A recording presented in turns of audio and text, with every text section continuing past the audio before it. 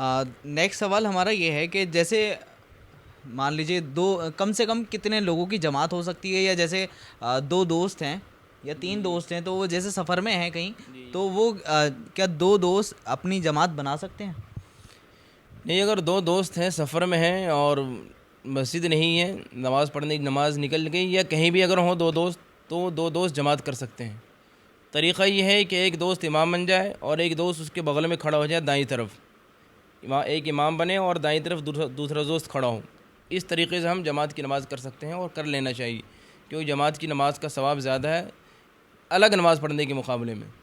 جماعت سے نماز پڑھیں گے تو اس پر ثواب زیادہ ہے، اور اس کے ساتھ آپ یہ بھی کریں کہ وہاں اذان بھی دیں اور تکبیر بھی کہیں۔ جماعت قائم کرنے کے لیے اذان بھی دیں اور اس کے بعد تکبیر بھی کہیں۔ جو دوست آپ کے ساتھ، جو امام ہو اور امام کے ساتھ جو دوسرا دوست شریک ہو، وہ تکبیر کہیں اور پھر امام اقتداء کی نیت کرے۔ امام اس کے مقتدی ہونے کی نیت کرے کہ یہ میرا مقتدی ہے اور میں اس کی اقتداء کر رہا ہوں، تو جماعت کر سکتے ہیں، کوئی حرج نہیں ہے۔ تو امید ہے کہ آپ کو اچھی طرح سمجھ میں آ گیا ہوگا کہ اگر دو بندے یا دو دوست ہیں کوئی بھی، تو وہ نماز اگر ان کی نماز نکل گئی ہے جماعت سے اور وہ کہیں ایسی جگہ پر ہیں جہاں پر مسجد نہیں ہے، تو وہ اپنی جماعت اگر بنائیں گے تو اذان بھی دینا ضروری ہے اور اس کے لیے، اور باقی انشاءاللہ دو بندوں کی نماز ہو جائے گی جماعت سے۔ ہمارا جو سوال ہے تو وہ یہ ہے کہ اذان کے دوران بہت سارے لوگ اشہد ان محمد رسول اللہ پر درود شریف پڑھتے ہیں، تو اذان کے دوران کیا کلمات دہرانے چاہیے یا درود شریف پڑھنا چاہیے؟ دیکھیے، اذان کے دوران ہمیں اذان کے کلمات ہی دہرانا چاہیے۔ اذان کے کلمات اللہ اکبر میں سننے والا اللہ اکبر ہی کہے، اشہد ان لا الہ الا اللہ، اشہد ان لا الہ الا اللہ ہی کہے، اشہد ان محمد رسول اللہ پہ یہی کہیں۔ جو کلمات مؤذن کہے وہی کلمات سننے والا بھی کہیں۔ ہاں، حی علی الصلاۃ میں لا حول پڑھے، حی علی الفلاح میں لا حول پڑھے، حی علی الصلاۃ لا حول ولا قوۃ الا باللہ، حی علی الفلاح لا حول ولا قوۃ الا باللہ۔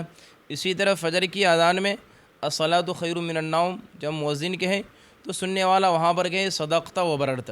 یہ تبدیلی ہے، حی علی الصلاۃ، حی علی الفلاح میں الصلاۃ خیر من النوم میں باقی سارے کلمات وہی ہیں جو کلمات مؤذن کہیں، سننے والا صرف انہی کلمات کو دہرائے، اپنے پاس سے کچھ اضافہ نہ کرے۔ جی ماشاءاللہ۔ تو بہت سارے لوگ اکثر یہی غلطی کرتے ہیں کہ وہ درود شریف پڑھتے ہیں اس ٹائم پر، تو آپ آگے سے دھیان رکھیں اور اس ویڈیو کو زیادہ سے زیادہ شیئر کریں تاکہ اور لوگوں کو بھی معلومات ہو اور وہ صحیح طریقے سے اذان کے جواب دے پائیں۔ تو ہمارا جو نیکسٹ سوال ہے وہ نماز، جیسے بہت سارے لوگ نماز پڑھتے ہیں تو وہ کرتا پاجامہ پہن رکھا ہے، لیکن ان کی آستینیں جو ہوتی ہیں کہ نماز امام صاحب کے پیچھے پڑھنا ہے، نماز نہ نکل جائے ہماری، تو اس وجہ سے وہ آستینیں نیچے نہیں کرتے، اوپر ہی رہ جاتی ہیں۔ تو اس حالت میں اگر وہ نماز پڑھ رہا ہے یا جان بوجھ کر بھی اگر اس نے ایسا کرا یا بے دہانی میں کرا، تو اس کی نماز اس سے کیا اثر پڑے گا؟ دیکھیے، بہت سے لوگ جلد بازی میں وضو کر کے آتے ہیں اور آستین چڑھی ہوتی ہے، جب وضو کر کے آتے ہیں تو آستین چڑھی ہوتی ہے اور جلدی اتنی ہوتی ہے کہ آستین نیچے کرنے کی توفیق نہیں ملتی، وہ اس چکر میں کہ رکعت نہ نکل جائے۔ حالانکہ نماز کے لیے جلد بازی بالکل نہیں ہے۔ وضو کر کے جب انسان آئے تو دوڑ کے بھی آنا منع ہے، مکروہ ہے کہ آپ دوڑ کر کے نماز رکعت پانے کے لیے دوڑیں نہیں۔ اسی طرح بہت سے لوگ رکعت پانے کے لیے آستین نیچے نہیں کرتے ہیں، کوہنی سے اوپر آستین موڑنا مکروہ تنزیہی ہے، ناپسندیدہ عمل ہے۔ لیکن اگر کوئی شخص نماز کے دوران ہی اگر چاہے کرتا نیچے کرنا چاہے تو ایک رکن میں، مطلب قیام کر رہا ہے تو قیام کی حالت میں ایک ہاتھ کی آستین نیچی کر لیں۔ ایسے نہیں کہ قیام کی حالت میں دونوں ہاتھ کی آستین نیچی کرے، بلکہ قیام کی حالت میں ایک ہاتھ کی آستین ایک ہاتھ سے کر لیں، رکوع میں جائے تو دوسرے ہاتھ کی آستین نیچے کر لیں، یا اگر رکوع میں انسان گیا تو وہ ایک آستین رکوع میں دوسرے آستین سجدے میں کر لے، ایک رکن میں دونوں عمل نہ کرے، دونوں آستین نیچے نہ کرے، نماز ہو جائے گی۔ لیکن یہ ناپسندیدہ عمل ہے، مکروہ عمل ہے، کوہنی سے اوپر آستین ہونا، آستین چڑھی ہوئی نہ ہو کوہنی، بلکہ نیچے کر لیں آستین۔ ماشاءاللہ۔ تو اس بات پر عمل کریں اور اس ویڈیو کو زیادہ سے زیادہ شیئر کریں تاکہ اور لوگوں کو بھی معلومات ہو۔ ہاں، ایک سوال ہمارا یہ کہ جیسے جمعے کا دن ہے آج ماشاءاللہ، تو جمعے کے دن خطبے کی اذان کا جواب دینا۔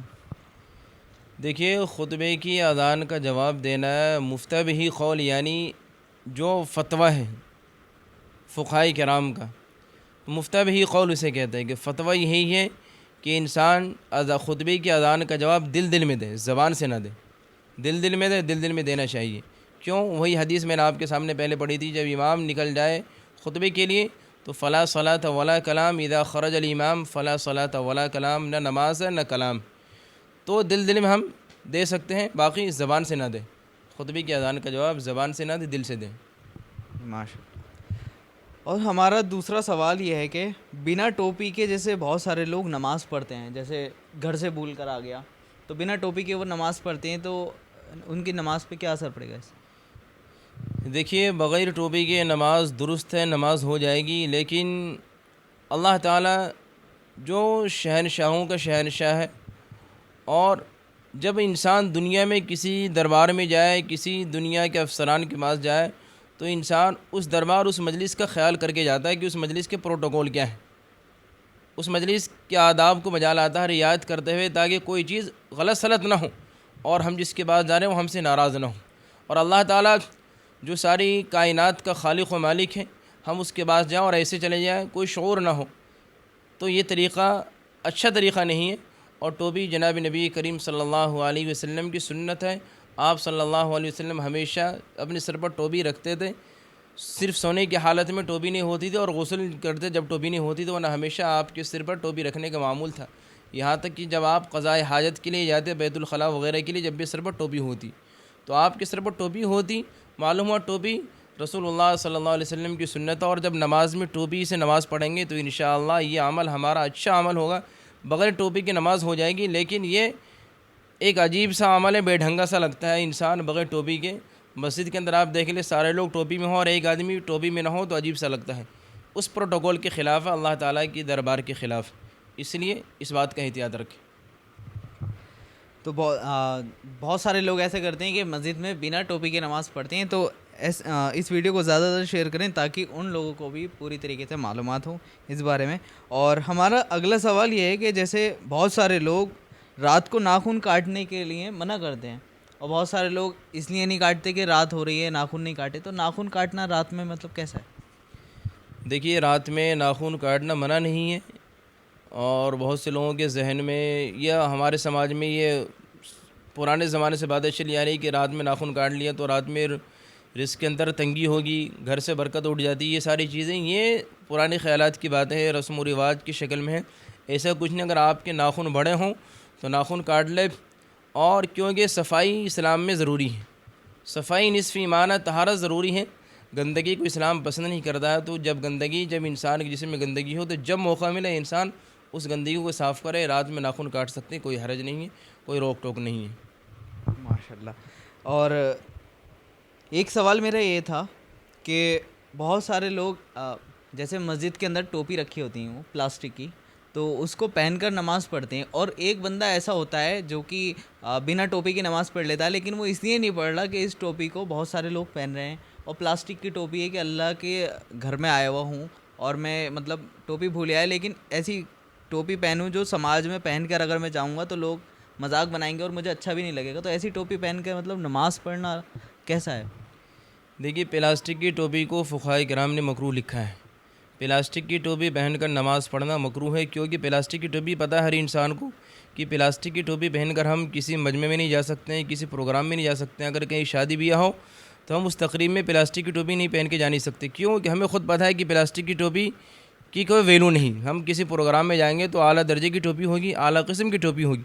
پھر وہی بات اللہ تعالیٰ کے دربار کے خلاف ہے، اللہ کے شان کے خلاف. اللہ تعالیٰ اللہ کے رسول صلی اللہ علیہ وسلم کی حدیث ہے، ان اللہ جمیل و یحب الجمال، کہ اللہ خوبصورت اور خوبصورتی کو پسند کرتا ہے. اللہ تعالیٰ چاہتا ہے کہ میرا بندہ میرے دربار میں آئے تو ہر اعتبار سے پاک صاف ہو کر کے خوبصورت بن کر کے آئے، اچھے سے اچھے انداز میں آئے، اچھے سے اچھے لباس میں آئے، اعلیٰ سے اعلیٰ درجے کا سب کچھ ہو، بہترین اس میں آئے. لیکن ایسا نہ ہو کہ انسان اللہ کے دربار میں آئے بالکل خستہ حال، پھٹا چیٹا آئے، کپڑے میلے کچیلے ہوں، ٹوپی مسجد کی ٹوپی رکھی ہو، اور دنیا میں جب کسی کے ہاں جائے تو وہاں اعلیٰ درجے اعلیٰ سے اعلیٰ قسم کے کپڑے ہوں. یہ طریقہ غلط ہے. معلوم ہوا کہ مسجد میں پلاسٹک کی ٹوپی سے نماز پڑھنا مکروہ ہے. اس کی وجہ یہی ہے کہ اللہ تعالیٰ کے دربار کے خلاف. جی. تو بہت سارے لوگ مسجد میں پلاسٹک کی ٹوپی رکھی ہوتی ہیں تو اس سے پہن کر نماز پڑھ لیتے ہیں، تو اس سے بچیں اس عمل سے. اور جو لوگ بنا ٹوپی کی نماز پڑھتے ہیں اور ان لوگوں کو وہ لوگ ایسے سمجھ رہے ہوتے ہیں جیسے کہ یہ جاہل ہے اور ہم کیا نام ہے اگر ٹوپی نہیں ہے تو یہ پلاسٹک کی ٹوپی رکھی تو اسے پہن کے وہ پڑھ رہے ہیں. ایک بار میرے ساتھ ہی ایسا ہوا کہ میں نماز پڑھ رہا تھا تو میں بنا ٹوپی کی نماز پڑھ رہا, اور میری برابر میں ایک صاحب تھے تو وہ پلاسٹک کی ٹوپی پہن کر نماز پڑھ رہے. تو میں نے جیسے ہی سلام پھیرا تو وہ دو آدمی آپس میں مجھے تانا دے رہے کہ داڑھی رکھ رکھی ہے اور ان کو اتنی تمیز نہیں ہے کہ ٹوپی پہن کے نماز پڑھیں. حالانکہ میری جو ٹوپی تھی میں نے تلاش کری گھر پہ لیکن مجھے ملی نہیں تھی. نماز قضا ہونے کے ڈر سے میں نے وہ نماز پڑھی بنا ٹوپی کے, اور باقی تو الحمدللہ میں ٹوپی پہنتا ہوں. لیکن وہ لوگ جو تانے کس رہے تھے میں نے ان کو کوئی جواب نہیں دیا, لیکن اس حال میں مجھے برا لگا کہ لوگ مطلب اگر پتہ نہیں ہے پوری بات اور سامنے والے کو غلط سمجھنا تو اسے بچیں کہ آپ پہلے علماء سے رابطہ کریں, اور تب آپ کسی کو بھی اگر کوئی بات بتا رہے ہیں پہلے تو اس پہ علماء سے آپ رابطہ کریں, اور اگر آپ اپنے پاس سے بتا رہے ہیں تو دیکھیں گمراہی کا راستہ ہو سکتا ہے. کیونکہ جیسے بہت سارے لوگ ابھی میں نے آپ کو بتایا کہ مجھے وہ تانا دے رہے تھے, اگر یہ ویڈیو جو ہم نے ابھی آپ سے سوال رکھا اگر وہ یہ بات آپ سے معلوم کرتے تو ہو سکتا تھا کہ وہ یہ بات مجھے نہ کہتے, اور ان کی نظر میں مطلب میں جو میری عزت ڈاؤن کر رہے تھے کہ بنا ٹوپی کی نماز پڑھیں, ہو سکتا ہے وہ ڈاؤن نہ ہوتی. بالکل صحیح بات. کسی کو بھی حق نہیں ہے کہ کسی کو لان تان کرے یا کسی کو حقارت کی نظر سے دیکھے. اسلام نے سختی سے منع کیا.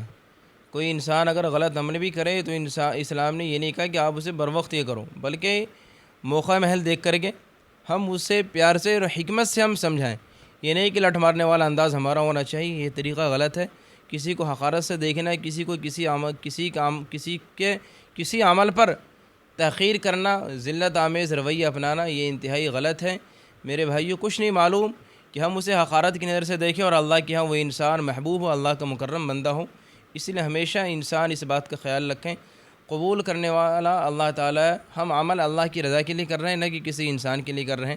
جس کے لیے کر رہے ہیں عمل وہ اللہ قبول کرے گا انشاءاللہ. اس کی ذات سے امید لگا کے رکھیں کہ اللہ تعالیٰ ہمارے عمل کو قبول کرے گا. آمین آمین.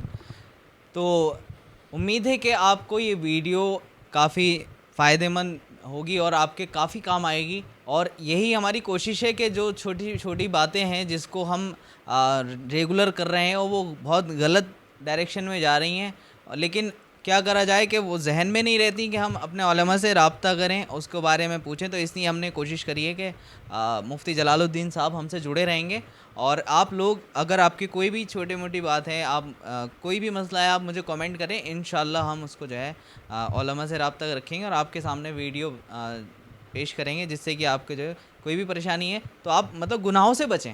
میں بھی اور جتنے بھی لوگ ہمیں ویڈیو دیکھ رہے ہیں کہ وہ غلط کاموں سے بچیں, اس بات کی کوشش ہے. تو اس ویڈیو کو آپ زیادہ سے زیادہ شیئر کریں, اور اگر چینل پر نئے ہیں اور ہمیں فیس بک پر دیکھ رہے ہیں تو فیس بک پر فالو کریں. انشاءاللہ ایسی ویڈیو آپ کو کنٹینیو دیکھنے کو ملیں گی. ملتے ہیں انشاءاللہ اگلی ویڈیو میں.